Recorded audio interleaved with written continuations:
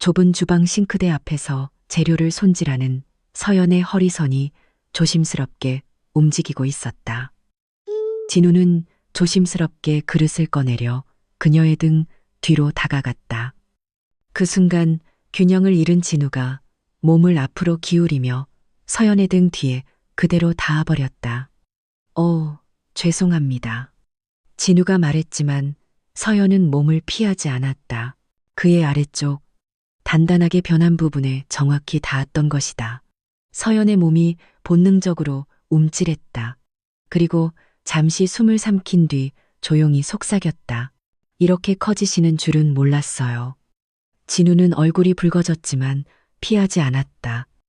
오히려 서연을 품 안에 더 깊숙이 끌어안았다.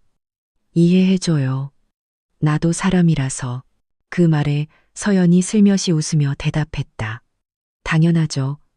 저도 사람인데요. 그녀의 손이 진우의 옆구리를 타고 내려가며 바지 너머의 그 부분을 조심스럽게 더듬었다. 정말 상상 이상이에요. 작은 감탄과 함께 그녀의 눈빛은 어느새 완전히 달라져 있었다. 영상 시작 전 구독과 좋아요는 사랑입니다. 모두 무료입니다. 그럼 오늘의 이야기 시작합니다. 박서연, 올해 55세였다. 서울 은평구 불광동의 낡은 아파트에서 홀로 살고 있었다. 남편을 사고로 잃은 지 벌써 20년이 흘렀다. 그때 서연의 나이는 겨우 35세였다. 갑작스럽게 홀로 된 그녀에게는 중학생, 고등학생 자녀들이 있었다. 새벽 4시부터 시작하는 식당 주방일. 오후에는 대형 마트 계산원으로 일하며 아이들을 키웠다. 밤늦게 들어와서도 아이들 숙제를 봐주고 도시락을 싸주던 그 시절이었다. 이제 딸은 31세가 되어 결혼해서 경기도 일산에 살고 아들은 29세로 회사를 다니며 독립했다. 자식들 모두 집을 떠나고 나니 집은 말 그대로 텅 비어버렸다. 아침 6시 어김없이 눈이 떠지는 서연이었다. 25년간 가족들 아침밥을 챙기던 습관이 몸에 배어 있었기 때문이다. 부엌으로 향하다가 문득 멈춰서는 서연. 습관적으로 4개의 그릇을 꺼내려던 손이 허공에서 머뭇거렸다. 냉장고를 열어봐도 혼자 먹을 만큼만 장을 보는 게 아직 익숙하지 않았다. 며칠 전 사다 놓은 반찬들이 그대로 남아 있었다. 혼자 먹을 밥에서 뭐 하나. 결국 라면 한 봉지를 끓여서 아침을 때웠다. 오후 3시 동네 카페에서 친구들과 만나는 날이었다. 은숙, 미자, 경희가 모두 와 있었다. 세 친구 모두 남편과 함께 살고 있었다. 은숙은 남편과 함께 제주도 여행 다녀온 이야기를 했다. 미자는 남편이 은퇴 후 함께 등산을 다니며 얼마나 좋은지 말했다. 경희도 남편과 함께 문화센터 댄스 강의를 듣는다며 즐거워했다. 서연아, 너는 요즘 뭐 하며 지내니? 그냥 집에서 책도 읽고 TV도 보고. 말은 그렇게 했지만 사실은 하루 종일 멍하니 시간만 보내고 있었다. 친구들의 화기애애한 대화 속에서 서연은 점점 소외감을 느꼈다. 우리 남편들이랑 같이 여행 한번 가자. 서연이는 어떡하지? 잠깐의 침묵이 흘렀다. 서연은 조용히 커피만 마셨다. 집으로 돌아오는 길 저녁 준비를 생각하니 또 한숨이 나왔다. 편의점에서 컵라면 하나를 사들고 집에 들어섰다. 텅 빈 거실에 혼자 앉아 라면을 먹으니 더욱 쓸쓸했다. 창밖으로 보이는 다른 집들은 모두 불이 켜져 있었다. 거울 속 자신을 보며 체념의 쓴웃음을 지었다. 2주 후 화요일 아침, 서연은 국가 건강검진 통지서를 들고 병원으로 나서고 있었다. 작년에도 받으려다가 미뤄두었던 검진이었다. 평소 다니던 동네 의원이 아니라 대형 병원이어서 길부터 헤맸다. 지하철을 2번이나 갈아타고 겨우 도착했다. 병원 입구에 들어선 이 사람들로 붐비고 있었다. 복잡한 시스템의 서연은 벌써부터 당황스러웠다. 안내 데스크 앞에 줄이 길게 서 있었다. 한참을 기다려 순서가 되었을 때였다. 건강 검진 받으러 왔는데요. 키오스크에서 접수하세요. 직원이 손짓으로 가리킨 곳에는 큰 화면의 기계들이 여러 대 있었다. 서연은 그 앞에 서서 어디를 눌러야 할지 몰라 어버버했다. 디지털 기기 조작이 어려워 화면을 이곳저곳 눌러봤지만 원하는 화면이 나오지 않았다. 뒤에서는 사람들이 줄지어 기다리고 있었다. 어르신, 뒤에 사람들 기다려요. 빨리 좀 해주세요. 젊은 직원이 차가운 목소리로 재촉했다. 서연의 손은 떨리기 시작했다. 위축되고 눈물까지 맺힐 뻔했다. 죄송해요. 처음이라 잘 모르겠네요. 이렇게 하시면 돼요. 직원이 성급하게 화면을 몇 번 눌렀지만 설명은 없었다. 서연은 더욱 당황스러웠다. 번호표도 잘못 뽑았고 검사실도 못 찾아서 복도를 헤맸다. 사람들은 모두 바쁘게 지나가고 있었고 서연은 점점 위축되었다. 바로 그때였다. 제가 도와드릴까요? 따뜻한 목소리에 서연이 고개를 들었다. 50대 후반쯤 되어 보이는 남자가 미소를 지으며 다가왔다. 최진우 58세. 서연보다 3살 위였다. 그도 같은 검진을 받으러 온 참이었다. 저도 건강검진 받으러 왔는데 처음 오시면 복잡하죠. 진우의 목소리는 정말 따뜻했다. 네, 정말 복잡하네요. 어디로 가야 할지 모르겠어요. 서연의 목소리에는 안도감이 묻어 있었다. 진우는 서연의 번호표를 보더니 친절하고 자세하게 설명해 주었다. 키오스크 사용법부터 검사 순서까지 하나하나 알려주었다. 아까 차가운 직원에게도 부드럽게 말했다. 저희 나이엔 이런 기계들이 어려워요. 조금만 친절하게 해주시면 고맙겠어요. 직원의 태도가 한결 부드러워졌다. 진우의 온화한 말투 덕분이었다. 엘리베이터 안에서 진우가 자연스럽게 말을 건넸다. 저는 최진우라고 해요. 불광동에 살고 있어요. 저는 박서연이에요. 불광동이시라고요? 저도 불광동이에요. 그래요? 그럼 이웃이네요.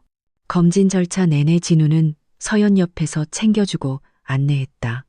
마치 가족처럼 세심하게 도움을 주었다. 복잡한 검사실들을 찾아다닐 때마다 진우가 길을 안내해 주었다. 검진복으로 갈아입는 곳도 각종 검사실 순서도 모두 알려주었다. 혈액 검사를 받을 때 서연이 주사를 무서워하자 옆에서 말을 걸어주었다. 금방 끝날 거예요. 괜찮아요. 위내시경 검사 전에는 물도 가져다 주고 검사 후에는 휴식 공간까지 안내해 주었다. 정말 친절하고 세심한 배려였다. 모든 검진이 끝나고 1층 로비에 내려왔을 때였다. 서연은 진심으로 감사를 표했다. 정말 고맙습니다. 덕분에 무사히 마칠 수 있었어요. 아니에요. 당연한 일인걸요. 진우는 자연스럽게 제안했다. 혹시 괜찮으시면 커피 한잔 하실까요? 검진 받느라 고생하셨는데 서연은 잠시 망설였다. 처음 만난 분과 커피를. 하지만 거절하기엔 너무 고마웠다. 병원 내 카페에서 자리를 잡고 앉았다. 따뜻한 아메리카노를 마시며 대화가 시작되었다. 진우는 은행에서 30년 넘게 일하다 작년에 퇴직했다고 했다. 3년 전 아내를 암으로 잃고 혼자 살고 있다고 간단히 말했다. 저도 20년 전에 남편을 잃고 혼자 살아요. 아, 그러셨군요. 쉽지 않으셨죠? 서로의 상황에 대한 이해와 공감이 자연스럽게 흘러나왔다. 둘 다 혼자 산다는 것까지만 간단히 언급했다. 구체적인 사연은 아직 말하지 않고 서로 눈치만 살폈다. 하지만 첫 만남임에도 편안하고 따뜻한 느낌이었다. 요즘 세상 참 삭막한데 이런 친절을 받기 힘든데요. 저도 오랜만에 이렇게 편하게 대화해보네요. 진우는 퇴직 후 할 일이 없어서 답답하다고 했다. 서연도 아이들 독립하고 나니 뭘 해야 할지 모르겠다고 했다. 서로에 대한 좋은 첫인상을 가지게 되었다. 1시간 남짓 이야기를 나눈 후 자리에서 일어났다. 오늘 정말 감사했어요. 진우가 조심스럽게 말했다. 혹시 연락처를 주실 수 있을까요? 같은 동네 사는데 뭔가 도움이 필요하시면 서연은 잠시 망설였지만 휴대폰 번호를 알려주었다. 서로 연락처를 주고받으며 첫 만남을 마무리했다. 3일 후 목요일 오전 서연은 대조시장에 장을 보러 나왔다. 혼자 먹을 것들을 조금씩 사려고 했다. 야채 코너에서 상추를 고르고 있는데 익숙한 목소리가 들렸다. 그때 병원에서 배웠던 분. 돌아보니 진우가 서 있었다. 그의 손에는 작은 장바구니가 들려 있었다. 서연 씨, 반갑네요. 진우도 진심으로 반가워했다. 두 사람의 장바구니를 보니 혼자 먹을 만한 것들만 조금씩 들어 있었다. 김치 한 포기, 두부 한 모, 달걀 한 판. 서로 혼자 산다는 걸 다시 한번 확인하게 되었다. 시장 상인이 농담 반 진담 반으로 말했다. 단골 손님들끼리 인사하네. 둘 다 괜히 어색해하며 웃었다. 함께 시장을 둘러보게 되었다. 진우는 생선 고르는 법도 잘 몰라서 서연에게 물어봤다. 서연이 자연스럽게 좋은 것들을 골라주었다. 아내 없이 혼자 지내다 보니 장 보는 것도 서툴다고 했다. 서연은 20년간 혼자 살아온 경험으로 이런저런 조언을 해주었다. 일주일 후 서연은 구청에서 보리를 보고 돌아오는 길이었다. 버스 정류장에서 버스를 기다리고 있었다. 서연 씨, 뒤에서 부르는 목소리에 돌아보니 진우였다. 어머, 진우 씨.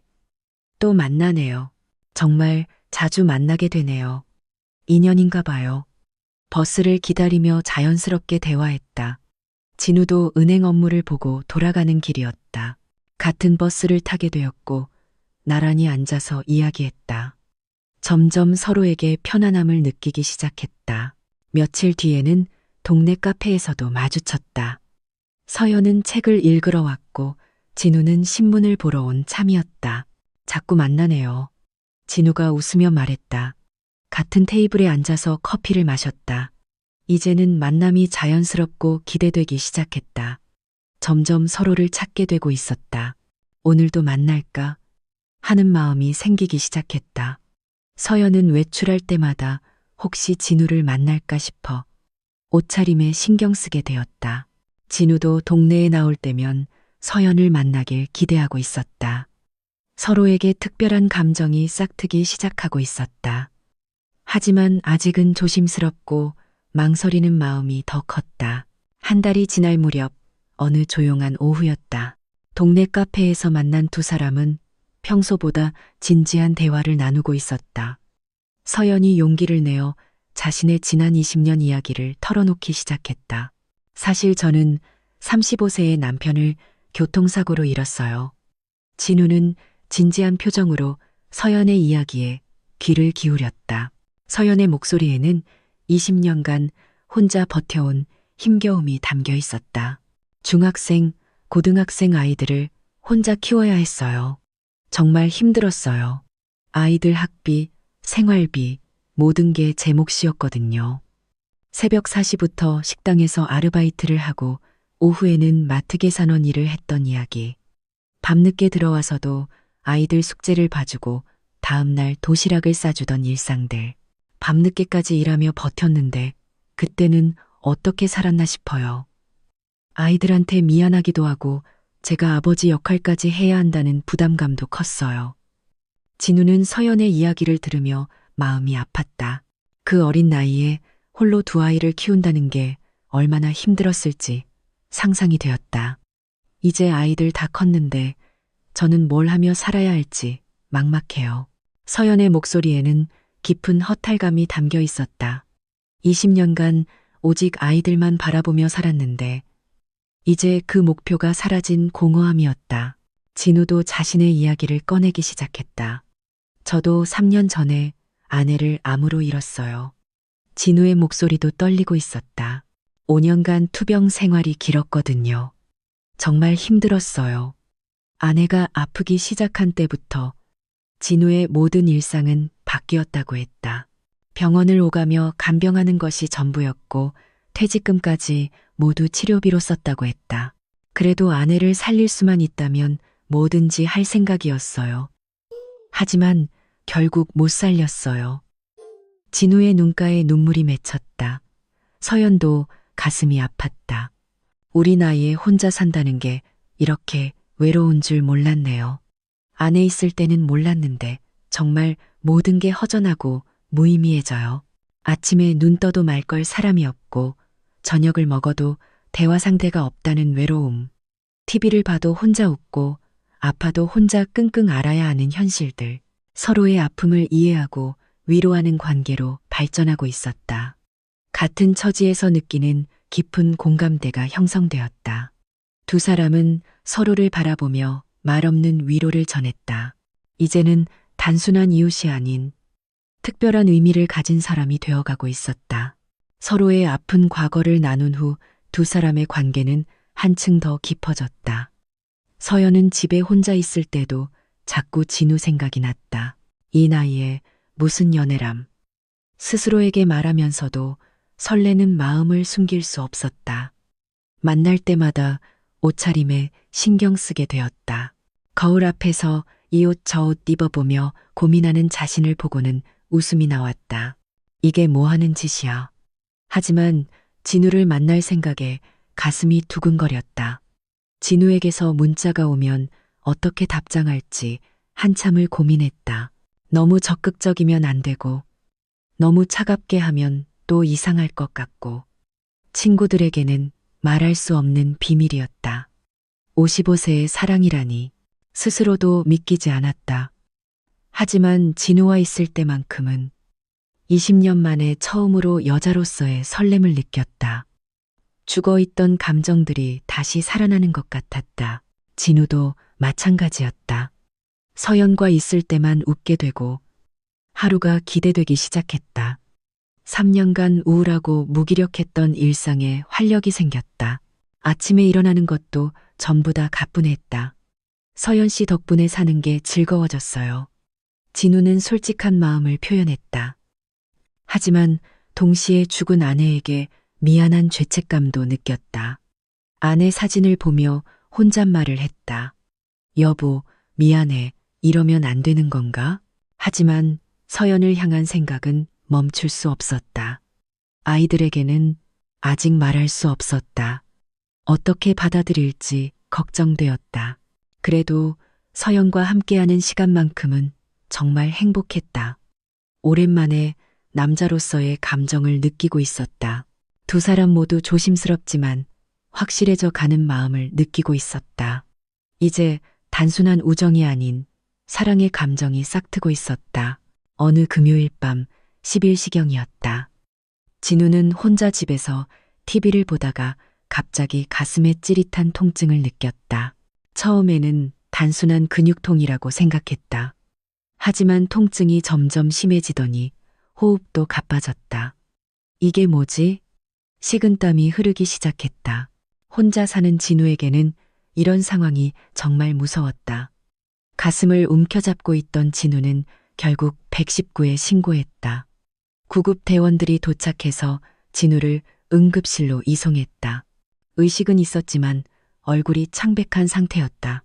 응급실에 도착한 진우는 가슴 통증으로 힘들어하고 있었다. 간호사는 신속하게 보호자 연락을 위해 진우의 휴대폰을 확인했다. 최근 통화 내역을 보니 박서연 씨라는 이름이 가장 자주 보였다. 가족보다도 더 최근에 더 자주 연락한 번호였다. 간호사는 응급 상황 프로토콜에 따라 바로 연락을 취했다. 환자의 상태가 안정되지 않은 상황에서는 이런 조치가 당연했다. 밤 12시가 넘은 시각, 서연의 휴대폰이 울렸다. 모르는 번호였지만 이상해서 받았다. 여보세요? 안녕하세요. 병원 응급실입니다. 서연이 깜짝 놀랐다. 네? 병원이요? 최진우 환자분의 휴대폰에서 연락처를 확인했는데요. 지금 응급실에 계신데 보호자가 필요한 상황입니다. 서연의 가슴이 철렁 내려앉았다. 진우 씨가요? 무슨 일이에요? 가슴 통증으로 이송되셨는데 가족분들이 멀리 계셔서. 혹시 오실 수 있으세요? 서연은 잠옷 차림에 겉옷만 걸치고 급히 병원으로 달려갔다. 택시를 타고 가는 동안 온갖 걱정이 머릿속을 스쳤다. 응급실에서 기다리고 있는 진우를 보니 가슴이 철렁했다. 진우 씨, 괜찮으세요? 많이 아프세요? 서연의 목소리에는 진심 어린 걱정이 담겨 있었다. 진우는 서연을 보고 안도의 표정을 지었다. 서연 씨, 이렇게 늦은 시간에 무슨 말씀을 하세요? 당연하죠. 다행히 검사 결과 심근경색은 아니고 스트레스성 가슴 통증이었다. 큰 문제는 없지만 하루 이틀 정도 조심해야 한다고 했다. 밤새 서연은 진우 옆에서 간병했다. 물도 떠주고 담요도 덮어주며 정성껏 돌봤다. 서연 씨, 집에 가서 쉬세요. 괜찮아요. 안 돼요. 혼자 두면 안 되죠. 진우는 서연의 따뜻한 손길에 가슴이 뭉클했다. 3년 만에 이렇게 자신을 걱정해주는 사람이 생겼다는 게 고마웠다. 병원 직원이 연락해주지 않았다면 이 밤을 혼자 보내야 했을 텐데 서연이 와준 덕분에 마음이 한결 편해졌다. 다음 날 오후에 퇴원하게 되었다. 서연은 당연하다는 듯이 말했다. 혼자 계시면 안 되니까 제가 돌봐드릴게요. 진우는 미안했지만 거절할 수 없었다. 서연은 진우의 집에서 며칠간 간병을 했다. 죽도 끓여주고 약도 챙겨주며 세심하게 돌봤다. 진우는 이런 보살핌을 받는 게 3년 만이었다.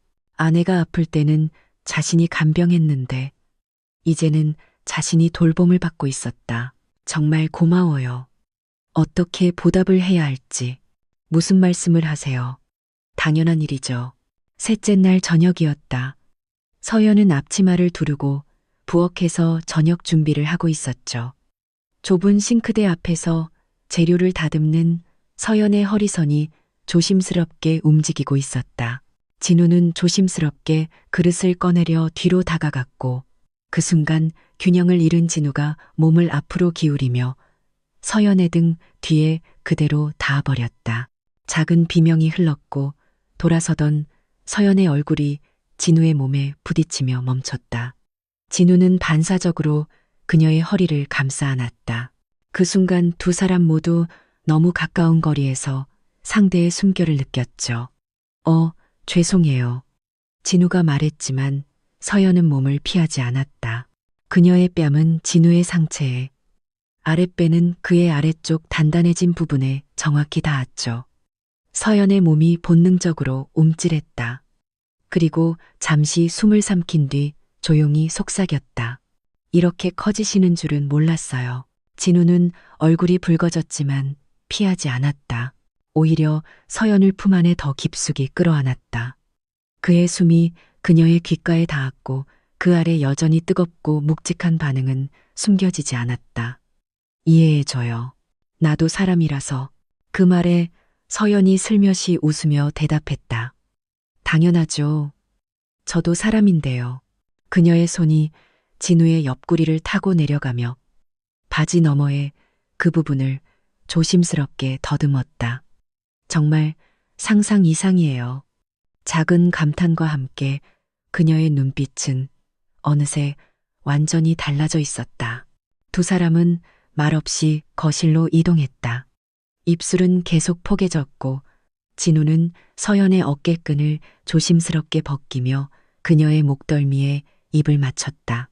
그의 손은 그녀의 등을 타고 천천히 내려와 허리선을 감싸 안았고 그 아래에서 여전히 단단하게 부풀어 오른 열감이 서연의 허벅지 안쪽을 자극하며 스쳤다. 이젠 참지 말아도 돼요. 그녀가 먼저 말했다. 그날 밤 그들의 숨소리와 떨림이 작은 거실을 조용히 적셔갔다. 그것은 단지 욕망이 아니었다. 늦은 나이에도 여전히 살아 숨쉬는 몸과 마음의 뜨거운 부름이었다. 다음 날 아침 두 사람은 서로 눈을 제대로 마주치지 못했다. 지난밤의 일이 꿈만 같았다. 서연은 일찍 일어나 아침을 준비하고 있었다. 평소보다 더 조심스럽고 차분한 모습이었다. 진우도 평소와 달리 어색해했다. 어젯밤 내가 너무 성급했나? 서로에 대한 당황과 걱정이 교차했다. 이 나이에 이런 일이 일어난 것에 대한 혼란스러움이었다. 평상시보다 더 정중하고 격식을 차리려고 노력했다. 서로를 아끼는 마음 때문에 더욱 조심스러웠다. 어제 일은 잊어주세요. 진우가 조심스럽게 말했다. 아니에요. 괜찮아요. 서연도 어색한 웃음을 지었다. 하지만 속마음으로는 둘 다 그 순간이 정말 소중했다고 생각했다. 20년, 3년 만에 느꼈던 따뜻함과 사랑이었다. 점심을 함께 먹으면서도 대화가 어색했다. 평소보다 훨씬 조심스럽고 정중한 말투였다. 진우 씨, 몸은 괜찮으세요? 네. 덕분에 많이 좋아졌어요. 서로를 향한 마음은 더욱 깊어졌지만 표현하기가 어려웠다. 이 나이에 사랑한다는 것에 대한 부담감이 있었다. 일주일 후 서연은 용기를 내어 딸에게 전화를 걸었다. 엄마가 할 말이 있는데 일산에 사는 딸 지혜가 궁금해했다. 서연은 진우와의 만남에 대해 조심스럽게 이야기했다. 좋은 분을 만났는데 어떻게 생각하니? 엄마, 정말요? 어떤 분인데요? 진우에 대한 이야기를 들은 딸은 오히려 기뻐했다. 엄마가 20년 동안 정말 고생 많이 하셨잖아요. 이제 행복하세요. 아들 준서도 비슷한 반응이었다. 좋은 분 만나신 것 같은데요. 엄마 혼자 사시는 것보다 훨씬 안전하고 좋죠. 자식들은 어머니의 외로움을 누구보다 잘 알고 있었다. 20년간 오직 자식들만을 위해 살아온 어머니였다. 최진우 아저씨 인품도 좋아 보이고 엄마 잘 챙겨주시는 것 같아서 마음 놓여요. 딸의 말에 서연은 안도했다. 하지만 진우의 상황은 달랐다. 큰아들 민혁에게 서연과의 만남을 이야기했을 때였다. 어머니 돌아가신 지 겨우 3년인데 벌써 다른 여자요? 아들의 목소리가 차갑게 변했다. 딸 소영의 반응은 더욱 심했다. 20년 혼자 살던 여자가 갑자기 우리 아버지한테 접근하다니 수상해요. 진우가 설명해도 소용없었다. 분명 아버지 재산 노리고 접근한 거예요. 집값도 얼만지 다 알고. 아이들의 의심은 깊어만 갔다. 병원에서 만났다고요? 아버지 몸 안 좋은 걸 이용한 거 아니에요? 진우는 아이들을 달래려 했지만 역부족이었다. 오히려 더 강하게 반대했다.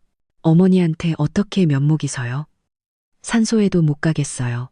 아버지, 저 여자 만나시면 우리 가족 관계 끝이에요. 딸 소영은 더 나아가 위협까지 했다. 우리가 직접 만나서 경고해야겠어요. 아버지한테 접근한 목적이 뻔히 보인다고. 아이들의 반대는 날이 갈수록 심해졌다.